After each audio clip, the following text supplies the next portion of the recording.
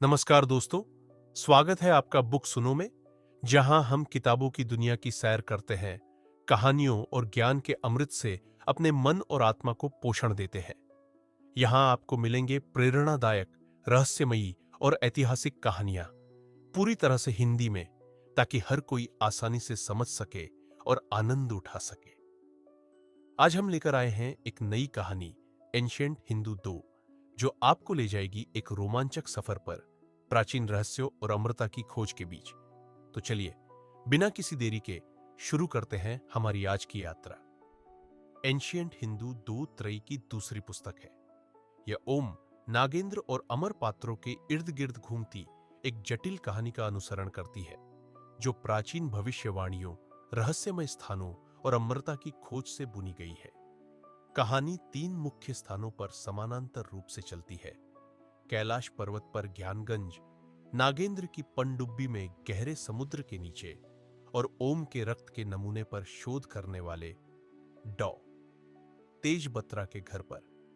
ज्ञानगंज को अक्सर शांग्री-ला और सिद्धाश्रम जैसे विभिन्न नामों से पुकारा जाता है।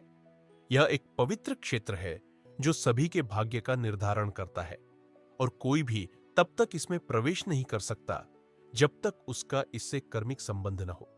यह दुनिया के प्रसिद्ध कैलाश पर्वत के भीतर एक छिपा हुआ शहर है, जहां विलुप्त हो चुकी प्रजातियों को संरक्षित किया गया है। ज्ञानगंज में मृत्यु नहीं होती है और चेतना हमेशा जीवित रहती है। ओम यहां अश्वत्थामा के साथ है, जो एक अमर प्राणी है। ओम उस समूह के बीच है जिसकी वह तलाश कर रहा था। ओम को अश्वत्थामा द्वारा युद्ध के लिए प्रशिक्षित किया जा रहा है। प्रशिक्षण एक खुले मैदान में शुरू होता है, जहां प्राचीन धात्विक हथियार रखे होते हैं। ये हथियार अस्त्र कहलाते हैं, और जो उन्हें धारण करता है वह अस्त्रधारी कहलाता है। अश्वत्थामा ओम को सिखाता है कि इन दिव्य हथियारों को तभी छुआ जा सकता है जब वे आपको अनुमति दें। उन्हें पहले जानना, सीखना और जीतना होता है, ताकि वे आपके प्रति समर्पित हो सकें। वह ओम को वायु, हवा के देवता का आह्वान करने के लिए ध्यान और मंत्र सिखाता है, जिसमें 5 दिन लगेंगे।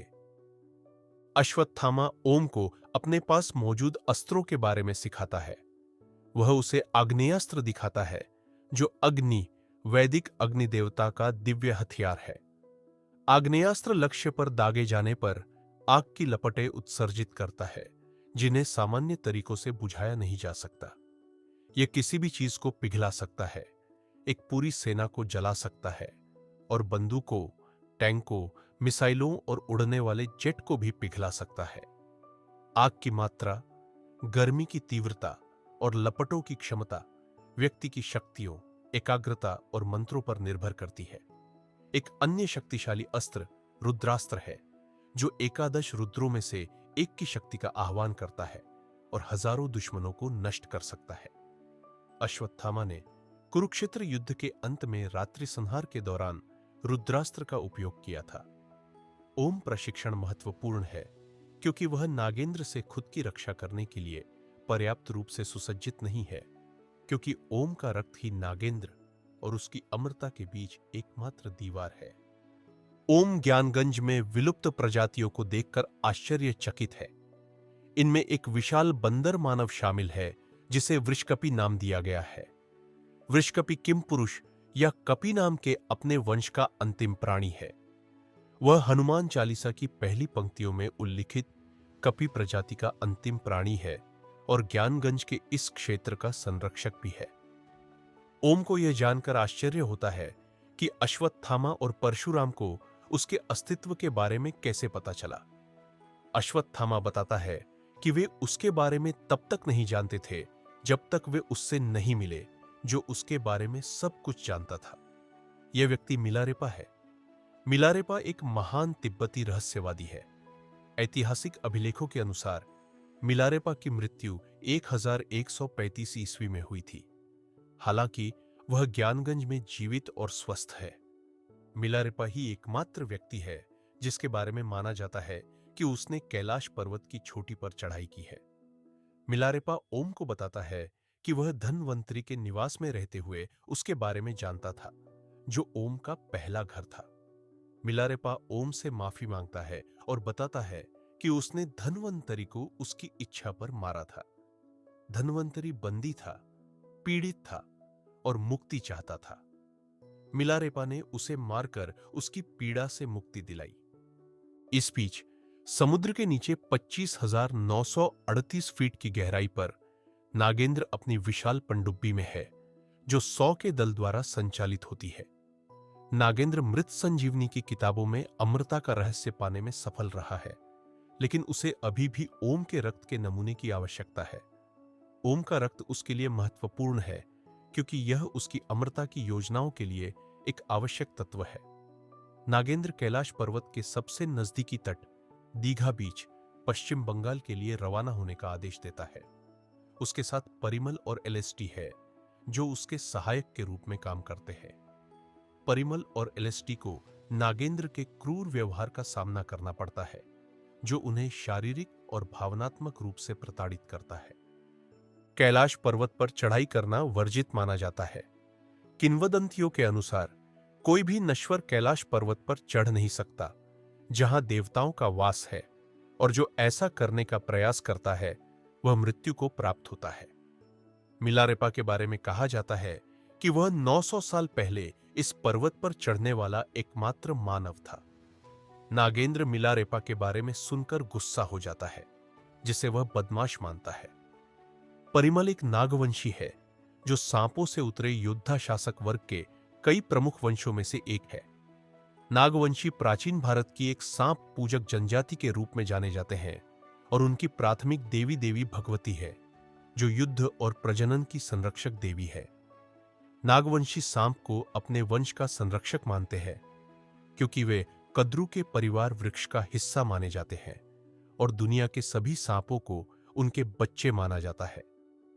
कद्रू ऋषि कश्यप की पत्नी थी, और उसने 1000 नागपुत्रों को जन्म देने का आशीर्वाद प्राप्त किया था। परिमल अघासुर के वंश से आता है, जो द्वापर युग का एक राक्षस था। अघासुर को अर्षि अष्टावक्र ने सबसे बदसूरत सांप में बदलने का श्राप दिया था, क्योंकि उसने अर्षि का मजाक उड़ाया था। अघासुर को विष्णु के अवतार कृष्ण द्वारा मारे जाने पर इस श्राप से मुक्ति मिली।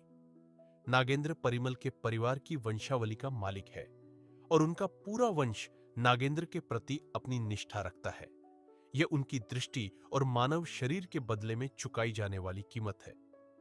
नागेंद्र ने नागवंशियों पर एक शर्त लगाई थी कि वे अपनी संरक्षक देवी देवी भगवती की पूजा केवल युद्ध के लिए करेंगे, और हर वयस्क का केवल एक ही बच्चा होगा, जिसके बाद वे हमेशा के लिए अपनी प्रजनन क्षमता खो देंगे।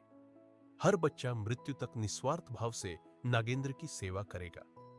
यदि कोई इस प्रतिज्ञा को तोड़ने की सोचता है, तो उन्हें सपने में दिखाया जाएगा कि उनके पूर्वजों को स्वर्ग से बाहर कर दिया गया है, और जीवित लोग दृष्टिहीन आधे सांपों के अपने मूल रूप में लौट आए हैं।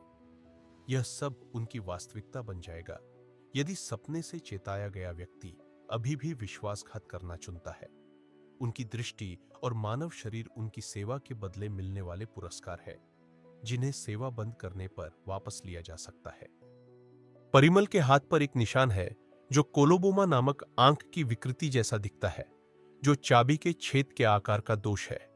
यह कुछ सांपों, विशेष रूप से वाइन स्नेक्स में एक सामान्य घटना है, जो बेहतर द्विनेत्री दृष्टि के लिए इस आकार की पुतली रखते हैं।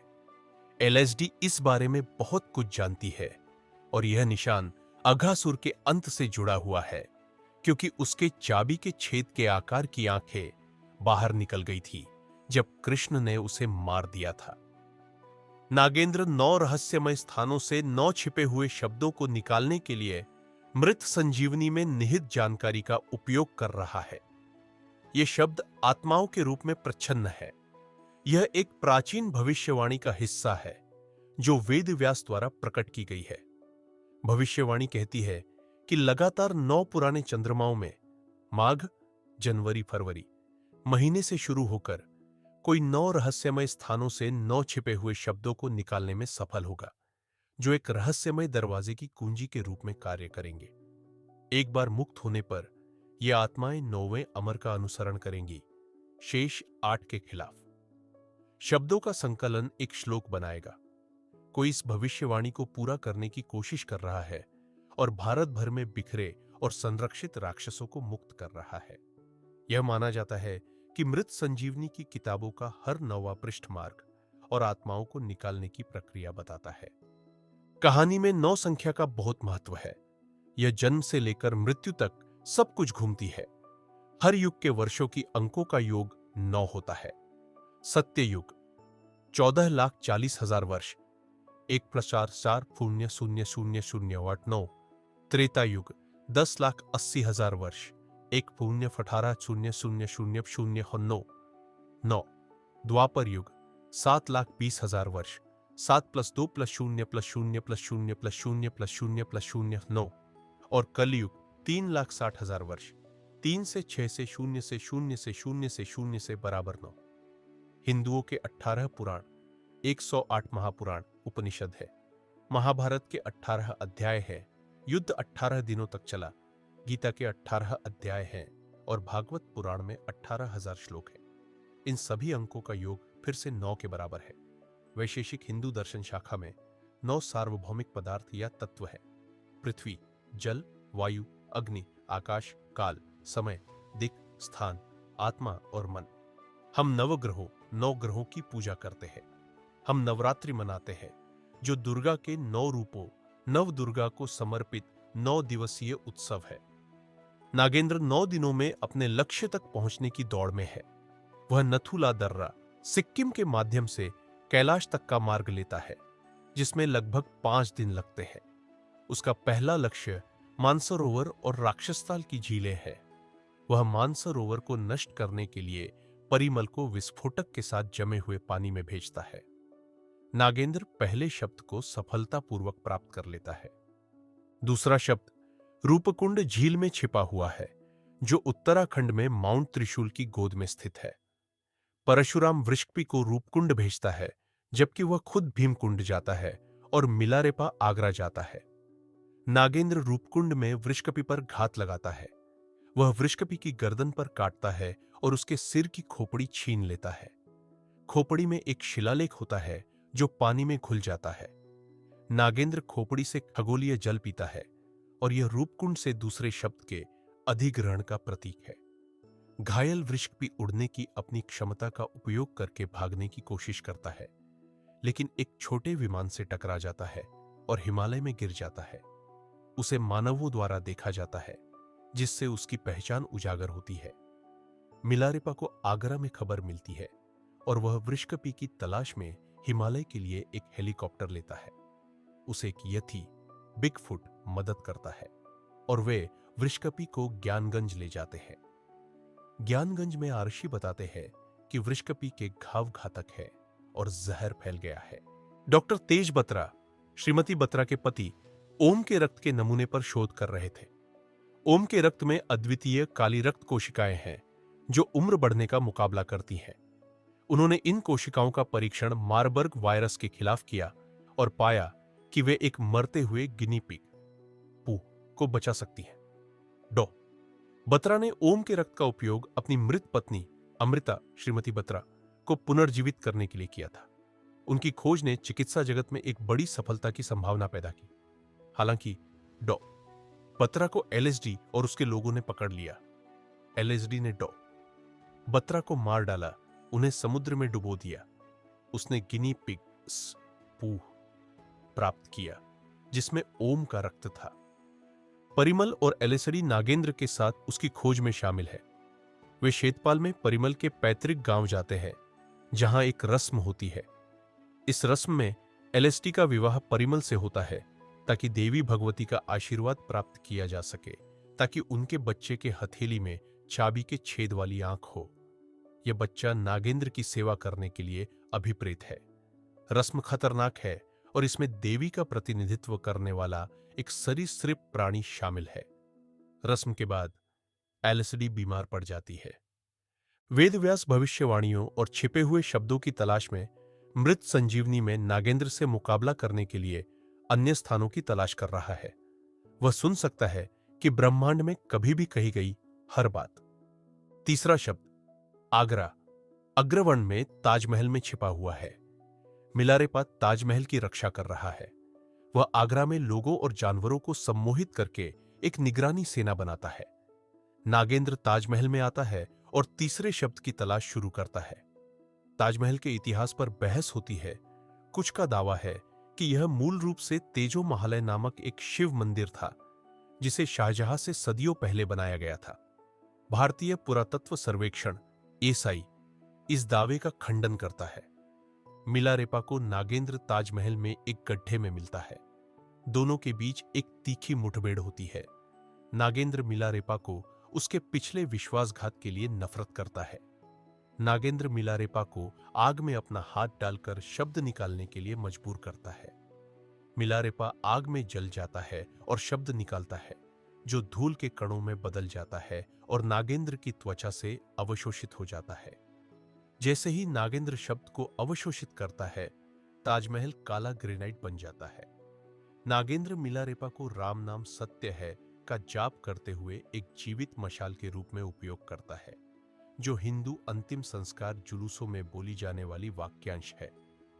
नागेंद्र अपने सम्मोहित अनुयायियों और जानवरों को गड्ढे में मिलारेपा के जलते शरीर पर कूदने का आदेश देता है, जिससे वे भी जल जाते हैं। वेदव्यास अपने सुनने की शक्ति से मिलारेपा की मृत्यु के बारे में जानता है और महसूस करता है कि एक और शब्द खो गया है।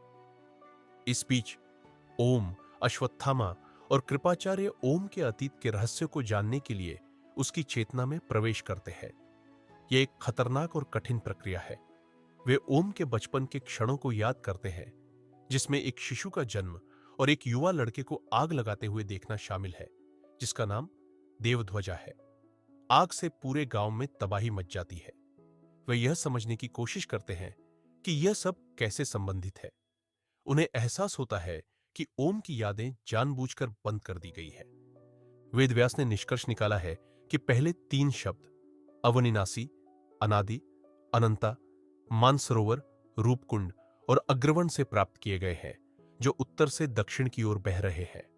उनका मानना है कि नागेंद्र का अगला स्थान कुलधारा नामक रेगिस्तान की भूमि में शापित भूतिया गांव होगा।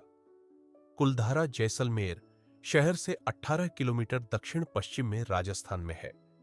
यह एक समृद्ध गांव था, जिसे 19वीं शताब्दी में रातों रात छोड़ दिया गया था, और एक किंवदंती के अनुसार ग्रामीणों ने श्राप दिया था कि कोई भी इसे फिर से बसा नहीं पाएगा। अश्वत्थामा नागेंद्र का इंतजार करने और शब्द की रक्षा करने के लिए कुलधारा जाता है।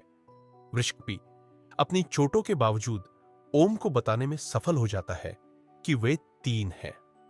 ओम को महसूस होता है कि वृषकपी मर रहा है और जानकारी महत्वपूर्ण है, इसलिए वह अश्वत्थामा की मदद करने के लिए कुलधारा जाने का फैसला करता है। कुलधारा में नागेंद्र परिमल और एलएसडी के साथ पहुंचता है। अश्वत्थामा नागेंद्र का मंदिर के पास इंतजार कर रहा है। एलएसडी और परिमल अश्वत्थामा को 3 तरफ से घेर लेते हैं, उसे फंसाते हैं। नागेंद्र शब्द को निकालने के लिए मंदिर के अंदर हवन कुंड के पास जाता है। वह अपनी बोतल से खून कुंड में डालता है, जो मंदिर के चारों ओर नसों की तरह फैल जाता है। ओम पहुंचता है और अश्वत्थामा को फंसा हुआ देखता है और नागेंद्र को शब्द प्राप्त करने की तैयारी करते हुए देखता है। ओम तलवार लेकर नागेंद्र का सिर काटने के लिए मंदिर की छत से कूदता है, लेकिन एलएसडी की गोली ओम के हाथ में लग जाती है। यह दूसरी बार है जब एलएसडी ने ओम को गोली मारी है। ओम अपनी तलवार खो देता है और जमीन पर गिर जाता है। नागेंद्र कुंड में अपना हाथ डालता है और खून उसकी त्वचा में अवशोषित हो जाता है, जिससे एक और शब्द सामने आता है, सकल जगत। यह नागेंद्र द्वारा प्राप्त किया गया चौथा शब्द है। ओम परिमल से लड़ रहा है, जबकि अश्वत्थामा खुद को ठीक कर रहा है। नागेंद्र घायल है, लेकिन कुछ ताकत हासिल कर लेता है। परिमल महसूस करता है कि उसे केवल तब तक टिके रहना है जब तक अश्वत्थामा ठीक न हो जाए। वह एलएसडी की कार के हॉर्न की आवाज सुनता है, जो उनकी मदद के लिए आ रही है। इस बीच नागेंद्र, जो प्रतीत होता है कि मारा गया था, को शुक्राचार्य द्वारा पुनर्जीवित किया जा रहा है।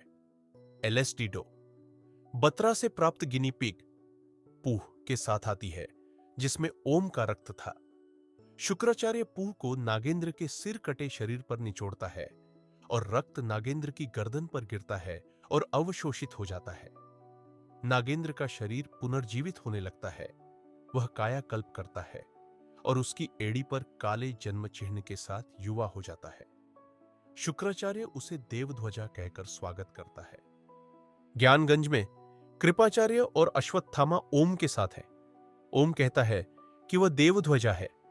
हालांकि अश्वत्थामा को यह सुनकर आश्चर्य होता है, क्योंकि उन्होंने ओम के अतीत को खंगालते हुए देखा था कि देवध्वजा के पास जन्म चिन्ह था, जबकि ओम के पास नहीं था। यह एक रहस्योद्घाटन है जो ओम की पहचान पर सवाल खड़ा करता है। नागेंद्र ने अब तक 4 शब्द प्राप्त किए हैं। मानसरोवर से अवनिनाशी, रूपकुंड से अनादि, अग्रवन से अनंता और कुलधारा से सकल जगत। ये शब्द देश की प्रमुख नदियों की तरह उत्तर से दक्षिण की ओर बह रहे हैं। 5 और शब्द प्राप्त करने बाकी है। यह सारांश एंशिएंट हिंदू 2 के महत्वपूर्ण पात्रों, स्थानों और घटनाओं को शामिल करता है, जैसा कि दिए गए स्रोत सामग्री में बताया गया है। आशा है यह विस्तृत सारांश आपके लिए उपयोगी होगा। दोस्तों, आज की यह कहानी यहीं समाप्त होती है। आशा करता हूं आपको एंशिएंट हिंदू 2 की यह रहस्यमयी यात्रा पसंद आई होगी। अगर आप चाहते हैं कि हम इसी तरह और कहानियां आपके लिए लेकर आएं, तो चैनल को सब्सक्राइब करें, वीडियो को लाइक और शेयर जरूर करें। आपके सुझाव और टिप्पणियां हमारे लिए बहुत महत्वपूर्ण है। कृपया नीचे कमेंट करके बताएं कि आप अगली कहानी में क्या सुनना पसंद करेंगे। बुक सुनो के साथ जुड़े रहिए, क्योंकि हर किताब में छुपा है एक नया संसार। फिर मिलेंगे एक नई कहानी के साथ। तब तक के लिए खुश रहिए, पढ़ते रहिए।